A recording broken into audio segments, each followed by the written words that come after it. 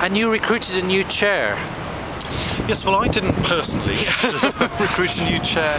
because obviously I was in a position where that could be a conflict of interest for me, because again, I at that point didn't know whether I would or wouldn't be working for Sound of Music, so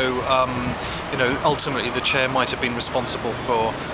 making a decision about my future with the organisation, so I wasn't directly involved with recruiting the chair. We did initially set up a working group, which I was, as project manager, I was facilitating, and we did look at a list of names and people that we thought might be a good chair. We did draw up a job specification for the chair and tried to match our potential candidates to that. At that point it was very much about approaching people directly as opposed to doing an open call or an open recruitment process. And we were quite keen to get somebody who was from our sector again, and somebody who the sector would recognise as a leader, but somebody who was going to carry the organisation forward. We did make some approaches and they were unsuccessful, so the decision was then taken to appoint a headhunter to find a chair,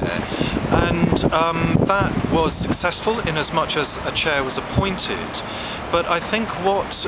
was not as rigorous as it could have been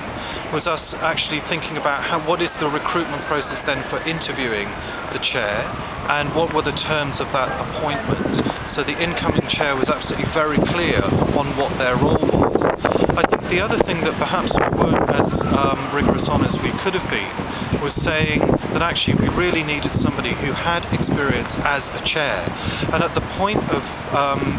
where the chair was coming into this project, what it needed more than anything else was really firm leadership. It was a point of transition for the staff, it was a point at which the new organisation was launching, it was at a point at which there was a new board of people come together, so actually the whole project was looking for really clear leadership.